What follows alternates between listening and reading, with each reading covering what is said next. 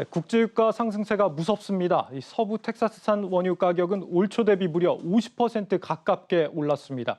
경제가 되살아나면서 수요가 예상보다 크게 늘었는데 생산이 그만큼 받쳐주지 않고 있습니다. 먼저 조영 기자입니다. 국제유가가 2년 8개월 만에 최고치로 치솟았습니다. 뉴욕 거래소에서 7월 서부 텍사스산 원유 가격은 전날보다 1.8% 오른 배럴당 72달러 선에서 거래를 마쳤습니다. 브렌트유는 75달러까지 올랐습니다. 석유는 산업 전반에 쓰이는 만큼 연쇄적인 가격 인상이 일어날 것이란 인플레이션 우려도 커지고 있습니다. There's still a lot of pent-up demand, and there's some supply constraints. So all this is impacting pricing. We see oil again getting towards a level where it's about as high as it's been for the last 5 years, trying to break through to see higher levels. And I think that all is a backdrop of inflation is kind of indicative of this resurgence in our economy. And that obviously has implications on the bond market and the equity market. 사실 올 초만 해도 원유는 다른 원자재에 비해 수요 회복세가 더뎠습니다. 국제에너지기구는 코로나로 인해 미래의 석유와 가스 생산 가치가 4분의 1 수준이 됐다고 분석했고, 글로벌 석유 기업 로열 더치쉘의 CEO는 전 세계 석유 수요가 코로나 발생 이전으로 돌아가지 못할 것이라 전망하기도 했습니다. 그런데 백신 접종 증가와 경제 재개 속도가 빨라지면서 갑자기 늘어난 수요를 공급량이 따라가지 못하게 된 것입니다. 일각에서는 친환경 에너지로의 전환 정책이 오히려 유가 상승을 부채질했다는 분석까지 내놓았습니다.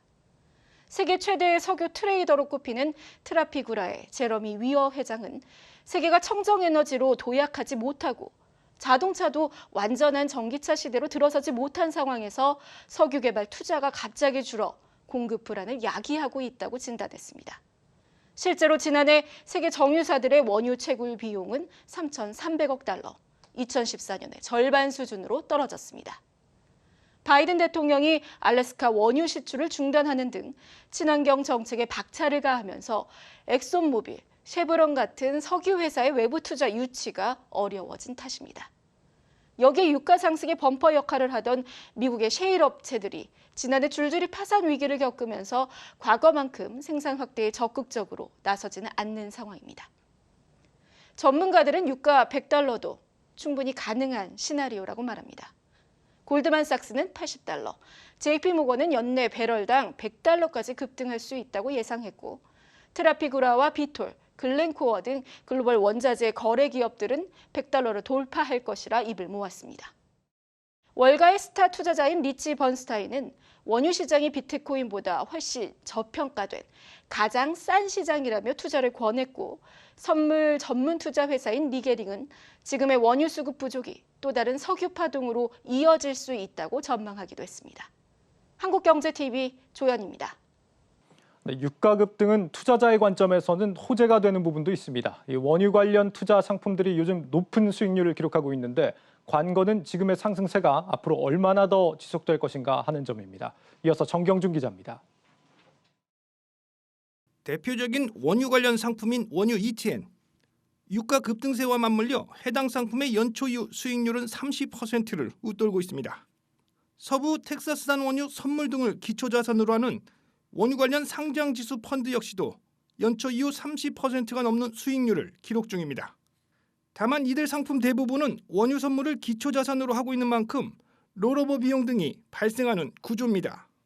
실제 서부 텍사스산 원유 선물의 경우 연초 이후 50% 가까이 올랐지만 관련 상품의 수익률 30%와는 차이가 적지 않습니다.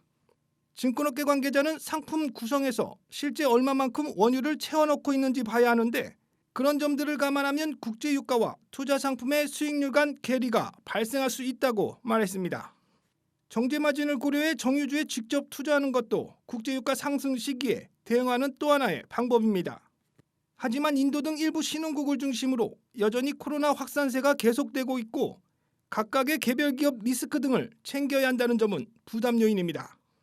그러나 무엇보다도 가장 중요한 것은 현재 국제유가 상승세가 얼마만큼 얼마나 더 지속될지 여부입니다.